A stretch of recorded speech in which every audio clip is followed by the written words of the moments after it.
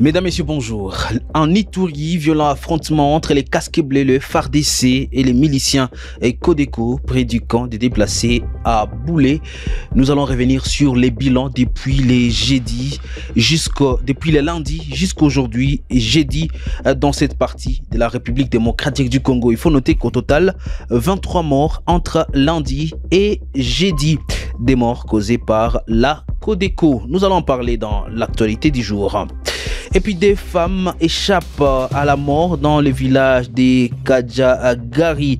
Nous sommes dans le territoire de Massissi. La province du Nord Kivu enregistre ses des premiers décès dus à l'épidémie d'un mpox. L'annonce a été faite par le chef de la division provinciale de la santé, Gaston Lubambo, à suivre dans l'actualité du jour.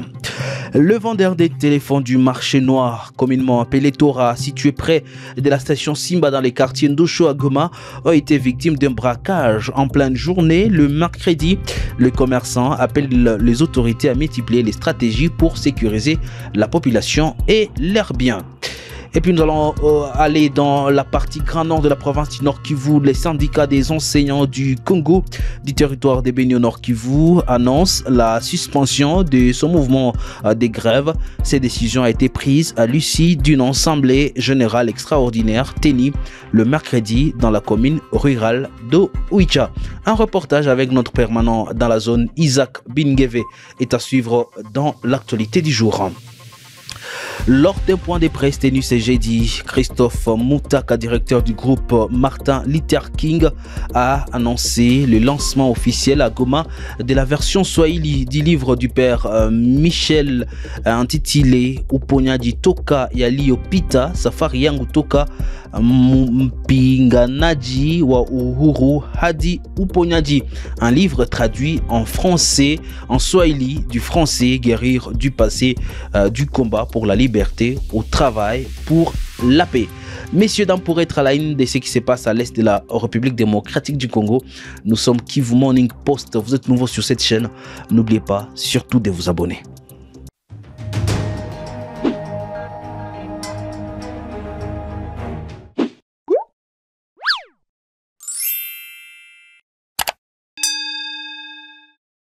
Kivu Morning Post, nous on parle d'abord de la situation sécuritaire. De violents affrontements ont eu lieu ce jeudi au matin entre les casques bleus baglandais et de la MONUSCO, les forces armées de la République démocratique du Congo et les miliciens Codeco dans la localité des Ngé, située à 1 km d'ici des déplacés de la plaine Savo dans les territoires de Djougou. Nous sommes en Ituri, dans l'est de la République démocratique du Congo.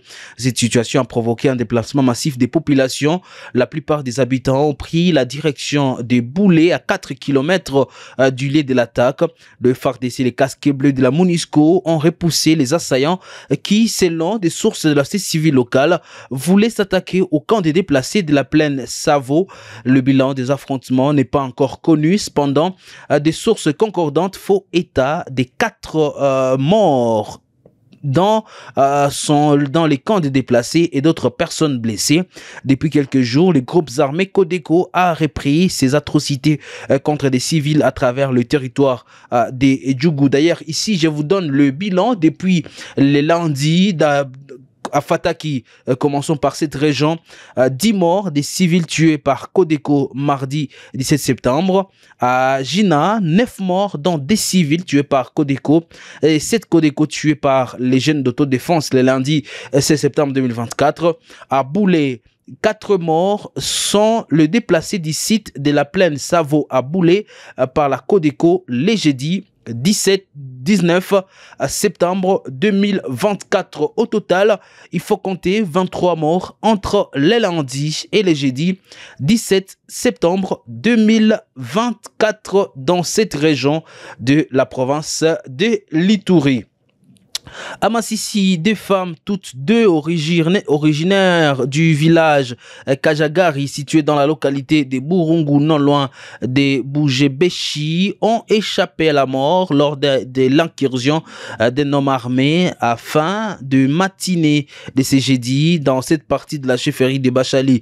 Nous sommes en territoire de Massissi au Nord Kivu. Selon Nyeri Joseph, notable de la zone, c'est des femmes qui s'est retrouvées chacune chez elles, ont été été surprises par ces bandits armés dont l'identité reste inconnue, qui leur a ordonné de se regrouper dans une maison. Quelques minutes plus tard, l'assaillant a pris la fuite vers une destination inconnue sans causer des dégâts. Et toujours en République démocratique du Congo, la province du Nord Kivu vient d'enregistrer ses premiers décès dus à l'épidémie de Mpox.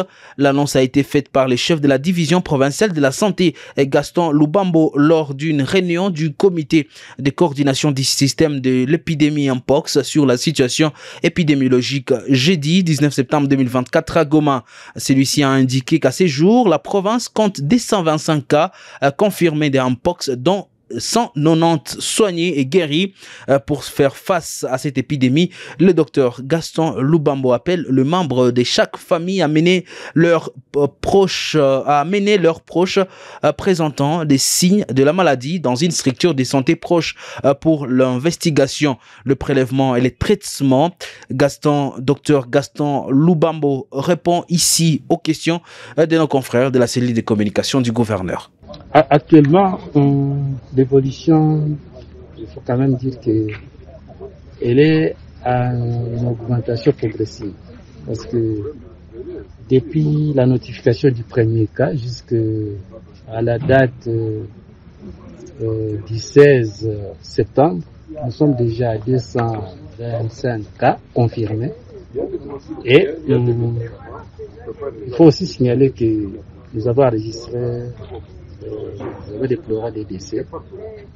Donc, ce qui fait que, en fait, sur le 225, il y a 190 qui ont été soignés et guéris. C'est pourquoi j'ai dit qu'il ne faut pas paniquer. Il faut transmettre des messages dans le sens d'encourager la population à pouvoir se faire soigner dans le délai. Éviter peut-être une automédication.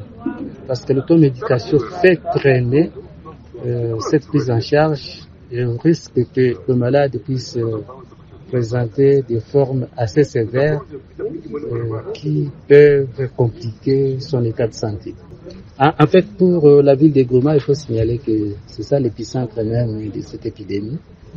Donc, les 3 zones de santé urbaines, c'est-à-dire Goma, Karesingi et Nyiragongo.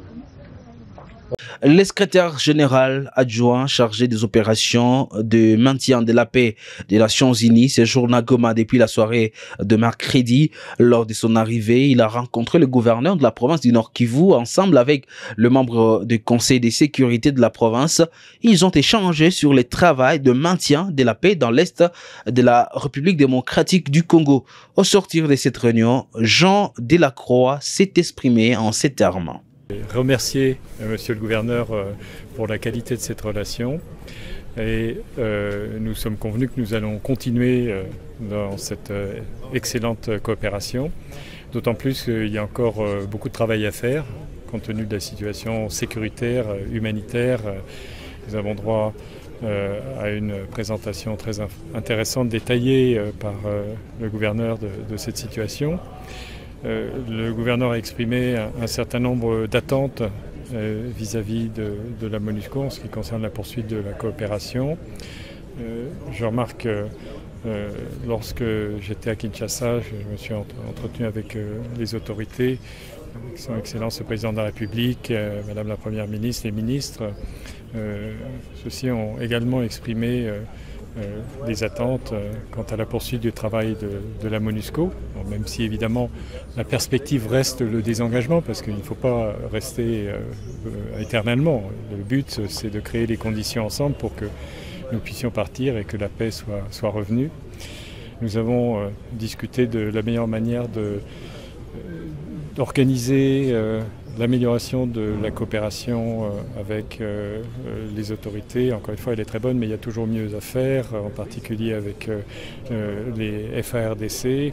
Comment faire en sorte qu'il y ait la meilleure synergie possible pour tenir compte aussi de la présence d'autres acteurs comme la SAMI DRC. Nous sommes mandatés maintenant pour apporter davantage de soutien à la SAMI DRC avec les moyens de la MONUSCO. Nous avons parlé des efforts diplomatiques en cours. qui sont très importants, que nous soutenons à la fois politiquement, mais aussi le soutien que nous allons apporter au mécanisme de vérification du cessez-le-feu. Nous avons fait le point sur le cessez-le-feu, qui s'est traduit par une certaine diminution des violences. Je vous transmets les informations du gouverneur, mais il y a beaucoup à faire. On ne peut pas dire qu'il y a zéro violence, bien entendu, vous le savez. Donc beaucoup de travail à faire, une relation très confiante avec les autorités, la volonté de continuer, une forte détermination de la part de nos collègues de la MONUSCO. Avant de s'orienter dans la partie grand nord de la province du Nord Kivu, d'abord cette situation à Goma, le vendeur des téléphones du marché noir communément appelé Tora, situé près de la station Simba dans les quartiers Ndojo, ont été victimes d'un braquage en pleine journée le mercredi 18 septembre 2024. Les commerçants appellent les autorités à multiplier les stratégies pour sécuriser la population et leurs biens. Jeudi soir, des hommes armés non identifiés ont emporté tous les téléphones présents sur le marché avant de se volatiliser dans la nature. Fiston Barabona, optimiste, président du marché noir, indique que plusieurs téléphones ont été volés et 2 vendeurs blessés lors de l'incident. Il s'exprime dans cet élément. Bonjour madame la journaliste. Je m'appelle Fiston Barabona, optimiste, président de l'association UGDVT Tora Simba. Effectivement madame, comme vous le dites, vraiment, c'est avec un grand regret que nous vous affirmons le cambriolage d'hier, mercredi, le 18 septembre 2024, aux environs de 15 heures passées de 45 minutes. Nous avons été visités par des hommes en uniforme, non nettement identifiés, sont venus, ont cambriolé à peine 12 membres de notre association et ils ont emporté avec eux tous les biens, les téléphones et accessoires. Donc, à toutes les autorités politico-administratives, nous pouvons leur demander d'abord de bien instruire leurs militaires, les officiers qui donnent vraiment encore des renseignements et des enseignements suffisants pour que les militaires là puissent être ordonnés. Qu'ils ne puissent pas aussi accepter à tout moment que leurs militaires se déplacent pour aller divaguer un peu partout, aller faire des menaces et des cambriolages comme vous les voyez aujourd'hui. Autre chose, nous pouvons demander à ces mêmes autorités, évidemment, de nous octroyer au moins quelques éléments pour sécuriser notre secteur ici, Tora Simba. Bon, si j'ai bonne mémoire, ça peut être la 4e fois que ces malfrats exercent de telles manigances, de telles mafias dans notre secteur. C'est là, et pour les cas d'hier, nous avons perdu à peine plus de 78 téléphones Android. Quand vous mettez en valeur, c'est beaucoup d'argent que les membres ont perdu. C'est vraiment, nous fustigeons avec toute énergie de tels comportements et nous faisons un appel, une alarme aux autorités politico-administratives qu'ils puissent nous venir en aide. Il est à noter que c'est la 4e fois que ces secteurs de vente de téléphones soient attaqués par de bandits armés en pleine journée. Cet incident s'inscrit dans un contexte de recrudescence des actes de banditisme à Goma. À Beni, le syndicat des enseignants du Congo, SIECO, du territoire de Beni au Nord Kivu, a annoncé la suspension de son mouvement des grèves. Cette décision a été prise à l'issue d'une assemblée générale extraordinaire tenue ce mercredi 18 septembre 2024 dans la commune rurale d'Oicha. Isaac Bingev, c'est notre permanent dans la région. Ici, il signe son reportage. Les enseignants membres du SIECO dans le territoire de Beni ont accepté de reprendre le chemin de l'école dès ce lundi 23 septembre 2024 après l'annonce d'une prime supplémentaire de 20 000 francs congolais, soit environ 7 $ américains pour les enseignants du primaire, et d'une augmentation de 50 000 francs congolais, soit 17 $ de leur salaire par le ministère de l'Éducation nationale et de la nouvelle citoyenneté. Justin Mboulouki, secrétaire permanent du SIECO Beni, explique, je cite, « Après un débat houlé avec les enseignants du territoire de Beni, ils se disent prêts à reprendre les cours à partir de ce lundi. Ils demandent aux parents de bien préparer les enfants ainsi que les fournitures scolaires. Nous, enseignants du territoire de Beni, avons fait preuve de clairvoyance car le gouvernement nous a promis cette modeste augmentation. » Fin de citation. Issé Bali, cadre du syndicat national des enseignants catholiques, SUNECAT, affirme par ailleurs que la lutte continue malgré la levée du mouvement des grèves. Il envisage avec ses collègues de revendiquer leurs droits autrement tout en continuant à enseigner. Il a déclaré « La lutte continue car nous allons utiliser d'autres moyens et stratégies malgré la suspension du mouvement des grèves. Lundi, nous appelons les enseignants à être présents à l'école. » Fait des citations. Il est important de souligner que, depuis leur rentrée scolaire le 2 septembre dernier, plusieurs écoles du territoire de Béni étaient restées fermées en raison du mouvement des grèves déclenché par les professionnels de l'enseignement qui réclamaient une augmentation de leur salaire et l'amélioration des conditions de vie des enseignants. Isaac Bingeve, Kivu Morning Post. Et toujours dans la zone éducationnelle Nord Kivu 2, le chef d'établissement scolaire des écoles primaires publiques de la sous-division Butembo 1 de la vallée dite des écoles appelle les parents d'envoyer les enfants à l'école à partir de 7h30. Cet appel intervient mercredi après une séance de travail qu'a présidé le directeur provincial de l'éducation en Nord Kivu 2, Chalumo Ntsambali, qui s'est exprimé dans ces reportages que je vous demande de suivre. Dans cette séance de travail, le PROVED a appelé les enseignants des écoles primaires publiques de la vallée, dite la vallée des écoles, à la prise de conscience professionnelle pendant cette période sans leur encadrement des enfants. J'ai préféré dialoguer avec les enseignants qui ne sont pas à l'école. C'est pourquoi nous sommes en train de résoudre cas par cas, parce que cette histoire de grève ne concerne pas tous les enseignants. Vous avez vu vous-même que tous les syndicalistes sont en train d'enseigner. En commençant par les syndicalistes catholiques qui enseignent au niveau du secondaire, CDT, même Stieko qui est en permanence au lieu de son travail en train d'exécuter les tâches. Je préférais rencontrer les enseignants là, les enseignants égarés, parce qu'ils sont obligés, ils ont décidé d'aller refuser de travailler pour la République démocratique du Congo, d'enseigner les enfants. Leur place, ce n'est pas dans la rue, leur place, ce n'est pas dans des bistrots, leur place, c'est à l'école, en classe, en train d'enseigner, parce que l'État congolais est en train aussi de s'acquitter de son devoir. De leur part, les chefs d'établissement scolaire des écoles primaires concernées ont reçu très positivement le conseil du PROVED. D'appeler tous les enseignants et tous les enfants de venir au cours à partir de demain. C'était pour venir sensibiliser les enseignants et montrer les biais fondés de l'encadrement de nos enfants, surtout face à ce que nous traversons à Butembo. Et nous-mêmes, on a vu les biais fondés et il a encore dit que ce sont nos enfants que nous devons encadrer. Bon, nous, en tant qu'autorité scolaire, nous sommes appelés à mettre les instructions données par nos autorités scolaires en appelant les enseignants pour venir encadrer nos enfants. Nous comprenons qu'il faut que nos enfants aillent à l'école, même à partir de demain matin, à partir de 7h30. Aux enseignants, qu'ils soient les bienvenus, qu'ils viennent encadrer nos enfants. Aux parents, les réveiller le matin, de venir, nous sommes prêts, les portes sont ouvertes. Soulignons que le PROVED a effectué ce même exercice au début de la semaine à la mairie où tous les chefs d'établissement scolaire de la ville de Butembo, les syndicalistes et les représentants des enseignants par école étaient autour du maire pour essayer de statuer sur le mouvement des enseignants.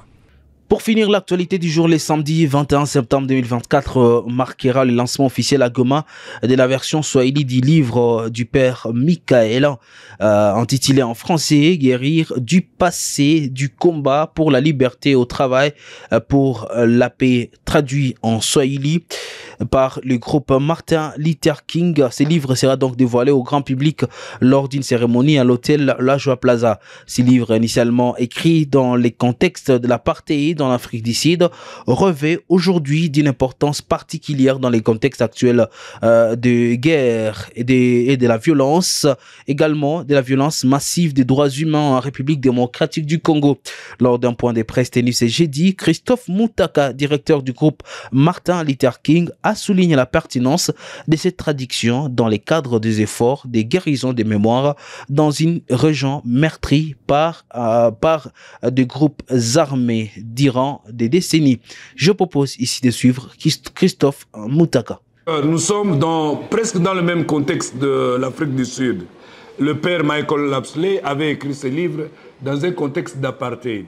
Et maintenant, nous venons de faire traduire ces livres en Kiswahili dans un contexte de guerre, dans un contexte de violence, dans un contexte de violation grave et massive des droits humains.